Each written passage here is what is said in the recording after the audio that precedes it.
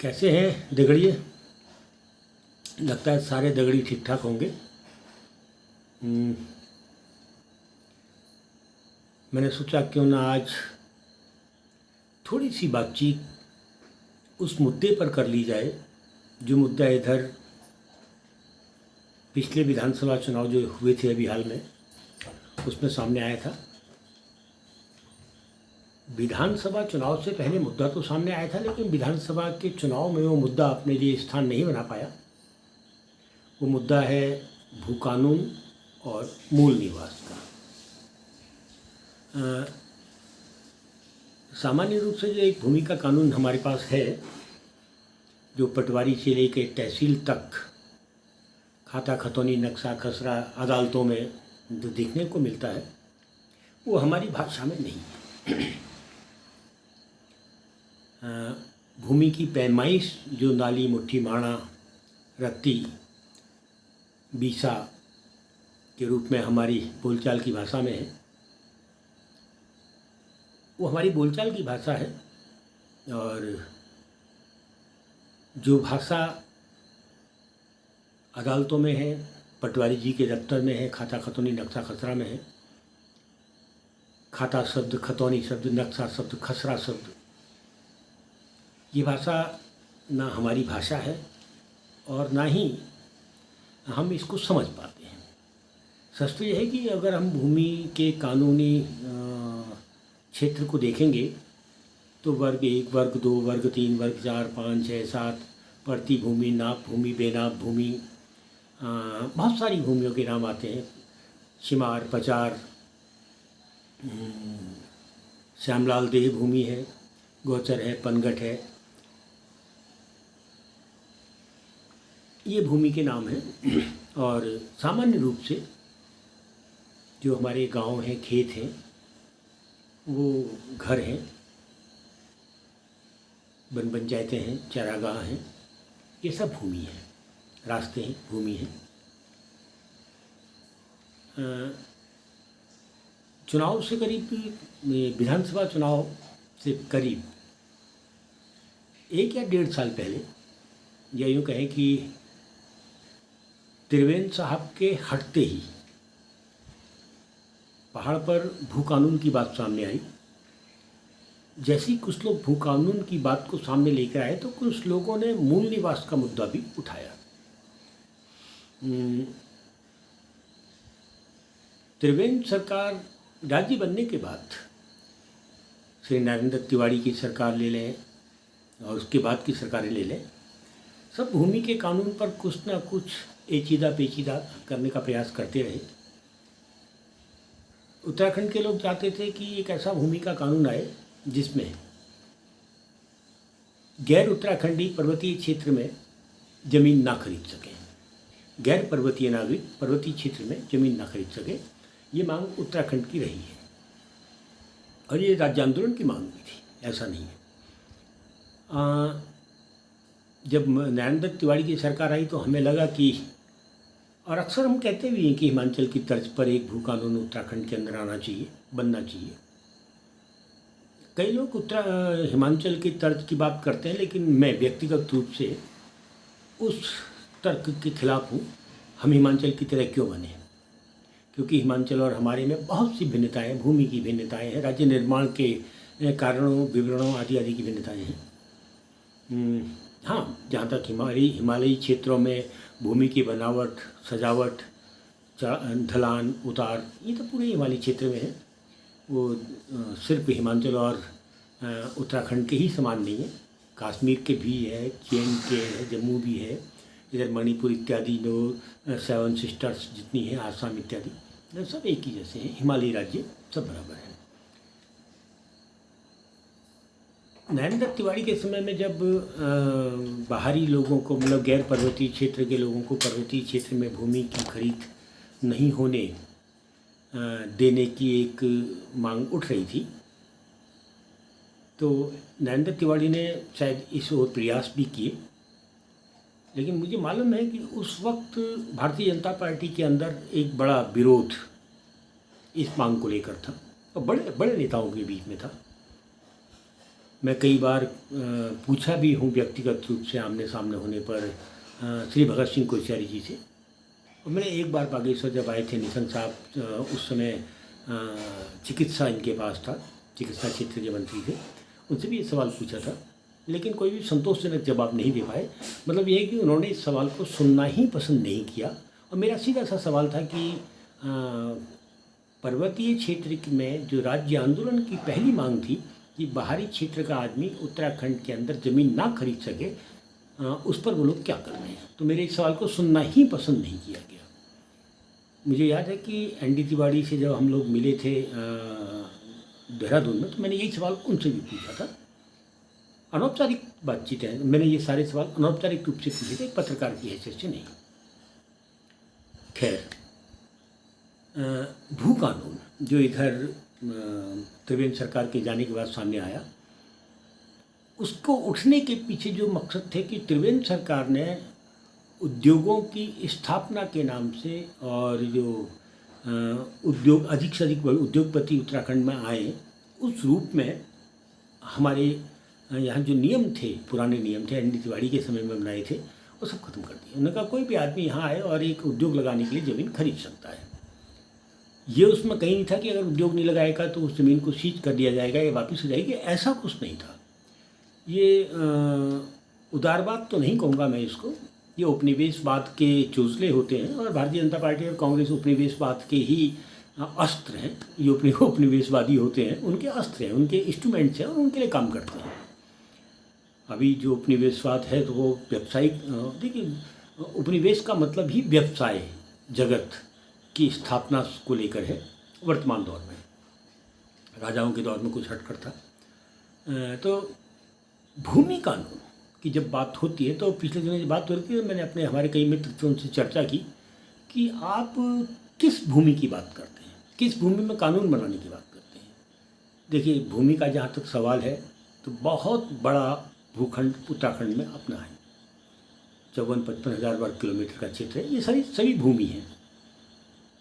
और जहाँ तक भूमि के सरकार के कब्जे की, या सरकार और सरकारी विभागों के कब्जे की भूमि ले लें और जनता के कब्जे की भूमि ले लें, तो बहुत बड़ा अनुपातीय अंतर इसमें है। अगर हम पुराने आंकड़ों के ही आसपास जाएं तो अधिकतम 8 या 10% ज़मीन ही, ये पूरे उत्तराखंड के अंदर की ज़मीन ही यहाँ के नागरिकों के कब्जे में होगी, जिसका स्वामित्व के रूप में हम कह सकते हैं। बाकी 92 या उससे कुछ अधिक प्रतिशत भूमि किसी न किसी रूप में सरकार के कब्जे में, वन विभाग के कब्जे में भी है। और हमारे जो नाप और बेनाप, कई तरह की बेनाप भूमियाँ होती हैं, वो सरकार के भी कब्जे में है, जो राज्य सरकार के कब्जे में भी होती है। अभी कई भूमियाँ तो ऐसी हैं जिनका आपके पास कोई जवाब ही नहीं है। मैं वन पंचायत को लेकर अक्सर सवाल पूछता हूँ कि वन पंचायत की भूमि वन विभाग की कैसे हो गई। मैं सिविल वनों के बारे में अक्सर सवाल पूछता हूँ कि वो भूमि सिविल वन विभाग की कैसे हो गई। इसका उत्तर अभी तो नहीं मिल रहा है। फिलहाल वो भी भूमि है, अब बहुत बड़ी भूमि है। तो जब हम भूमि कानून की बात सामने आई थी तो मैंने अक्सर सवाल पूछा, आप कौन सी भूमि पर कानून बनाने की बात करते हैं। अगर आप उस 8% भूमि पर कानून बनाने की बात करते हैं जो हम लोगों के कब्जे में है, यहाँ के निवासियों के कब्जे में है, जिनके स्वामित्व हम लोगों के पास है, और वो गोल खाते की ज़मीन के रूप में है या थोड़ा बहुत खरीदी है तो उस रूप में है, तो कोई स्पष्ट जवाब नहीं मिलता, क्योंकि कोई तय नहीं है। त्रिवेंद्र सरकार के समय में या एनडी तिवारी के समय में जो भी भूमि के कानून बने हैं वो इसी 8% को लेकर बने हैं, इसमें कोई दो राय नहीं है। हम इसमें लंबी बहस कर सकते हैं। अब शेष भूमि पर आप कानून बनाने की हिम्मत क्यों नहीं कर रहे? चकबंदी का कानून आपके पास था इस जमीन को लेकर, 3 एकड़ 4 एकड़ से अधिक जमीन नहीं होनी चाहिए, और किसी भारतीय जनता पार्टी और कांग्रेस के किसी नेता में इतनी हिम्मत नहीं है कि तराई में जाकर चकबंदी कानून लागू करो कहने की मांग उठा सकें। नहीं उठा सकते। पर्वतीय क्षेत्र की बात जहाँ तक है तो राज्य आंदोलन के दौरान भी, उसके बाद भी एक मांग उठी थी कि कम से कम 60 से 100 नाली के बीच का एक आधार होना चाहिए एक परिवार के पास ज़मीन के स्वामित्व का। और इस आधार को सुनने को तैयार नहीं है भारतीय जनता पार्टी और कांग्रेस। सरकारें इन्हीं की हैं, क्यों सुनने को तैयार नहीं है? और इसके बीच में एक लाइन आती है कि साहब भूमि का कानून बनाइए। भूमि का कानून तो बहुत टेढ़ी चीज़ है और बहुत सरल भी है। अगर ये प्रतिबद्ध हैं भूमि का कानून बनाने के लिए तो बहुत कठिन नहीं है। आपको करना ही क्या है, एक पंक्ति का कानून ये बनाना है कि साहब अगर कोई आदमी एक परिवार अगर कृषि के साथ जुड़कर रहना चाहता है तो उसे 60 नाली ज़मीन तक उसको दी जाएगी। ये सरकार कानून बनाए। और दूसरा एक सीधा सा है कि पर्वतीय क्षेत्र के लोग अगर चाहते हैं कि नहीं जी यहाँ बाहर के लोगों को ज़मीन खरीदने और बेचने की इजाज़त ना दी जाए तो कानून बनाया जाए कि नहीं साहब एक रत्ती ज़मीन भी नहीं दी जाएगी और ये लागू हो राज्य बनने के वर्ष से। बहुत चीज़ें साफ हो जाएंगी, बहुत कठिन नहीं है। लेकिन हम मांग किससे कर रहे हैं? मैं दोबारा दोहराऊं कि हम मांग करते किससे हैं? हम सरकार से मांग करते हैं। और सरकार कैसे बन रही है? आपकी सरकार चुनाव से बन रही है। चुनाव में प्रत्याशी खड़े होते हैं, आप उनको वोट देते हैं, जो प्रत्याशी जीत जाता है वो अपना मुख्यमंत्री बनाता होगा। लेकिन ये सच नहीं है। प्रत्याशी आपके ऊपर थोपे जाते हैं। भारतीय जनता पार्टी, कांग्रेस या आदि जितने भी राजनीतिक दल हैं, वो राजनीतिक दल बताते हैं कि कपकोट से कौन चुनाव लड़ेगा, बागेश्वर से कौन चुनाव लड़ेगा, अल्मोड़ा से कौन चुनाव लड़ेगा, नैनीताल से कौन चुनाव लड़ेगा, पिथौरागढ़ से कौन चुनाव लड़ेगा। एक प्रत्याशी आपको थोपा जाता है, आपको दिया जाता है कि साहब ये कांग्रेस का प्रत्याशी ये है, भाजपा का प्रत्याशी ये है, सपा का प्रत्याशी ये है। फिर आपने पार्टियों द्वारा थोपे गए, खड़े किए गए प्रत्याशी को वोट देना है। क्यों वोट देना? साहब लोकतंत्र को जिंदा रखना है, इसलिए मतदान करना है और अधिक से अधिक संख्या में मतदान करना है। आपने वोट दिया, प्रत्याशी जीत गया और हार भी गया।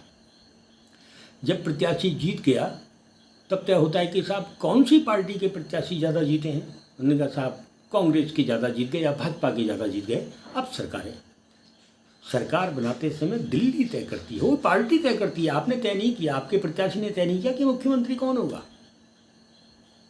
और तो और स्थिति तो यहाँ तक संगीन और गंभीर है कि ये जितना मंत्रिमंडल होते हैं ना, ये भी मुख्यमंत्री तय नहीं करते हैं। ये भी उन्हीं की पार्टी के आला कमान, हाईकमान शब्द बड़ा विचित्र है इस राजनीति में, बहुत ही विचित्र। हाईकमान का फैसला अंतिम होगा, वही फैसला अंतिम कर देते हैं। अब वो जो दिल्ली से तय आपकी जो राजनीतिक अवस्था इनके केंद्रीय कार्यालयों से तय होती है, वो आपको भूमि कानून नहीं देंगे। क्यों नहीं देंगे? मैंने पहले कहा ये सब उपनिवेशवादी सभ्यता जो है उसके इंस्ट्रूमेंट्स हैं। भाजपा, कांग्रेस, सपा, बसपा क्षेत्रीय दलों में थोड़ा सा हटकर है। आप तो कहेंगे ये उपनिवेश कॉलोनियलिज्म की जो बात करते हैं क्या है? निश्चित रूप से जब अंग्रेज आए थे, उपनिवेश लेकर आई थी ईस्ट इंडिया कंपनी, तो उनकी चमड़ी गोरी थी, उनके पास बाजार का एक पूरा का पूरा अनुभव था। वो व्यापारी के रूप में आए, लेकिन उनके हाथ में बंदूक भी थी। मतलब उनके अगल बगल में बंदूक पकड़ी हुए उनके रक्षक भी थे। राजाओं से मिले, नमस्कार पुरस्कार हुई। उन्होंने कहा साहब हम व्यापारी हैं, हम तो व्यापार करने आए, जो टैक्स आप लेंगे हम देंगे। और बंदूक खट खट करके मेज के आगे रख दी गई। उन्होंने कहा बिल्कुल ठीक साहब, आप व्यापार कीजिए। उन्होंने कहा ठीक है, हम एक गवर्नर यहाँ बैठा देते हैं जो व्यापार के नियम कायदे कानून बनाएगा, आप अपने टैक्स लीजिएगा। जो मान गया ठीक, सिंधिया जी शायद समझ रहे होंगे, और जो नहीं माने लक्ष्मीबाई जैसे, उनको मार मोर के किनारे कर दिया गया।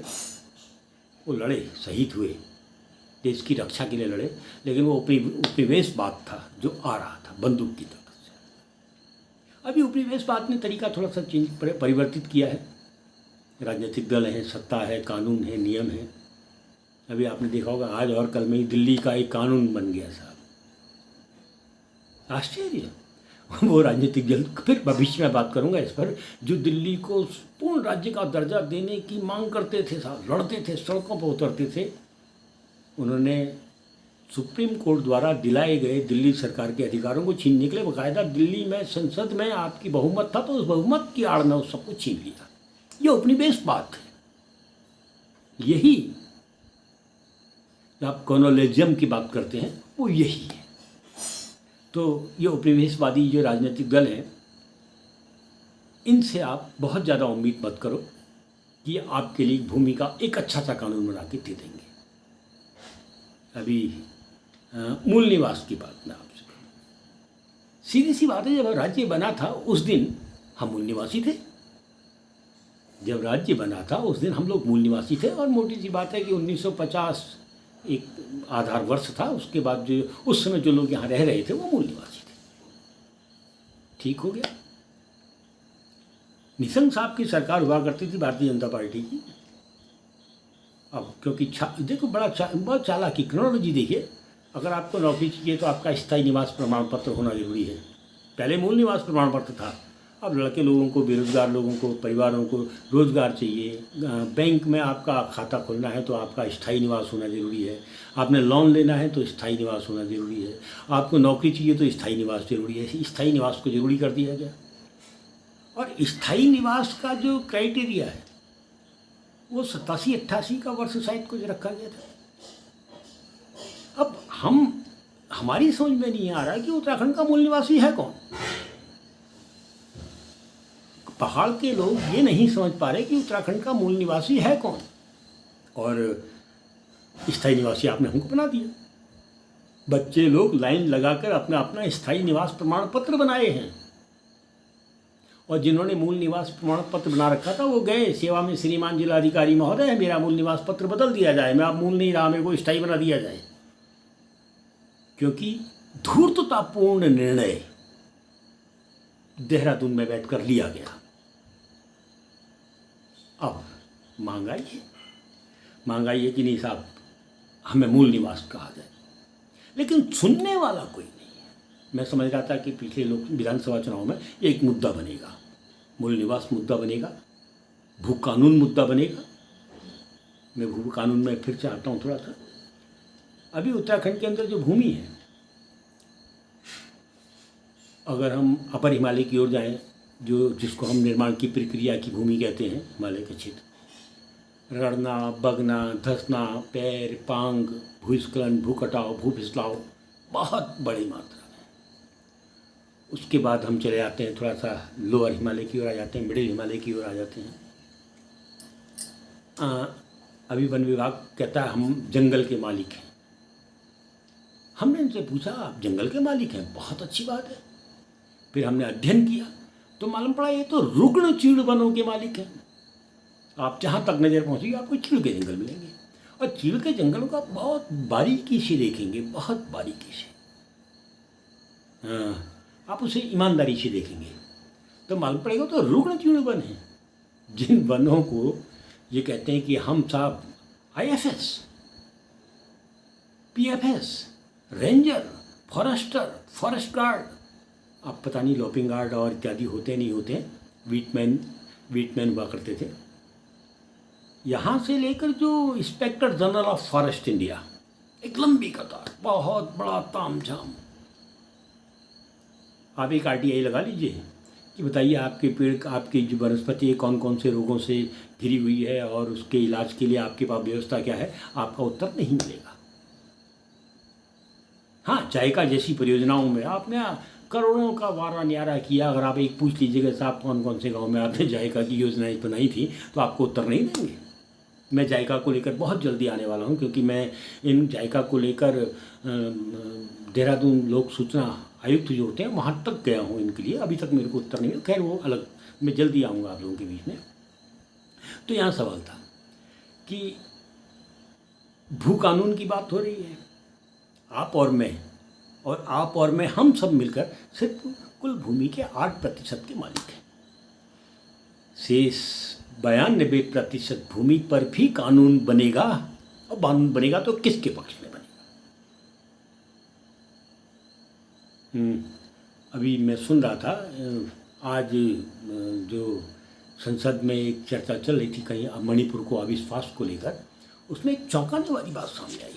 और चौंकाने वाली बात यह आई कि 2017 से 2022 के बीच में भारतीय जनता पार्टी की सरकार है मणिपुर में इस दौर में, इसमें 50,000 एकड़ ज़मीन, ये जो वक्ता थे उन्होंने इंडियन फॉरेस्ट का कोई एक रिपोर्ट आई है, भारतीय वन की कोई रिपोर्ट है, उसके आधार पर कहा कि 50,000 एकड़ वन में अफीम की खेती का विस्तार हुआ है और ये वन भूमि थी।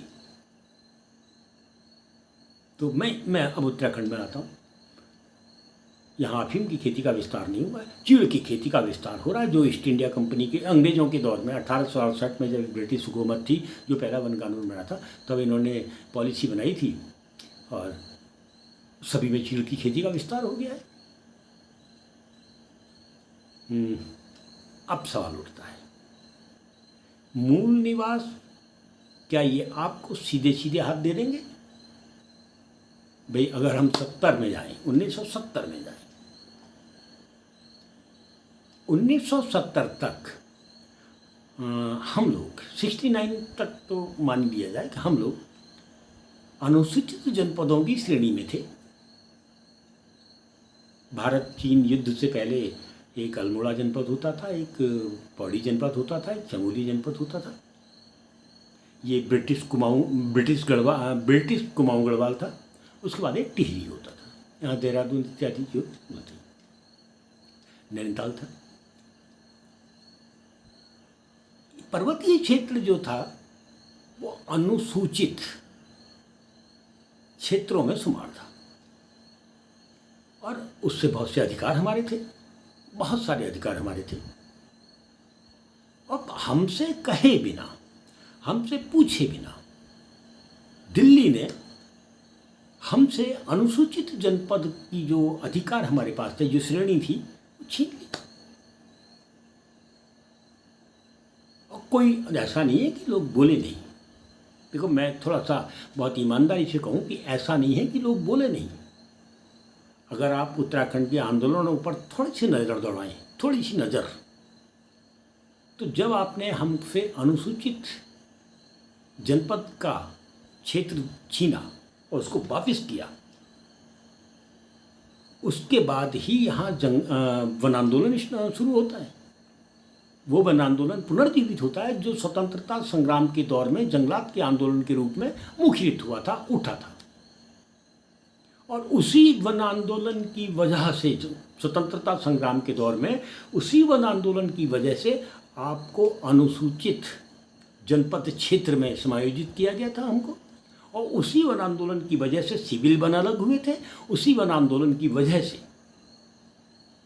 जंगलात के आंदोलन की वजह से स्वतंत्रता संग्राम के दौर में हमको पंचायती वन मिले थे। अब मैं आपको बताऊं, 1927 में जब पंचायती वनों के लिए नियमावली बनाने की बात आई, तो वो पहली नियमावली जो 1930 के नाम से सामने आई थी, वो शेड्यूल्ड डिस्ट्रिक्ट एक्ट से ही शक्ति लेकर बनाई गई थी। तो बहुत चालाकी से आपने हमसे शेड्यूल डिस्ट्रिक्ट एक्ट जो हम लाभान्वित थे, हमसे छीना। उसके बाद जंगलात का आंदोलन पुनर्जीवित हुआ। 10 साल 70 से 80 के बीच में उत्तराखंड में वन आंदोलन चला है, जिसमें एक छोटी सी घटना चिपको भी थी और एक छोटी घटना नैनीताल का कांड भी था। बहुत सारी घटनाएं, कभी फिर विस्तार से बात करेंगे इस वन आंदोलन की। जब हमको लगा कि वन आंदोलन को चिपको के माध्यम से छीन लिया गया है और बहुत कठोर कानून, और अधिक कठोर कानून, वन संरक्षण अधिनियम, वन्य जीव संरक्षण अधिनियम आदि आदि हमारे पर और थोप दिए गए हैं, तो वही जो लड़ाई जो 1970 से शुरू होती है, हमसे हमारा ट्राइबल एक्ट छीनने के बाद से शुरू होती है, वो लड़ाई राज्य आंदोलन की लड़ाई के रूप में तब्दील होती है। 84 में तो नशा नहीं रोजगार दो आंदोलन के रूप में तब्दील होती है। और सच तो ये है कि अभी भी हमको पृथक पर्वतीय राज्य नहीं मिला है।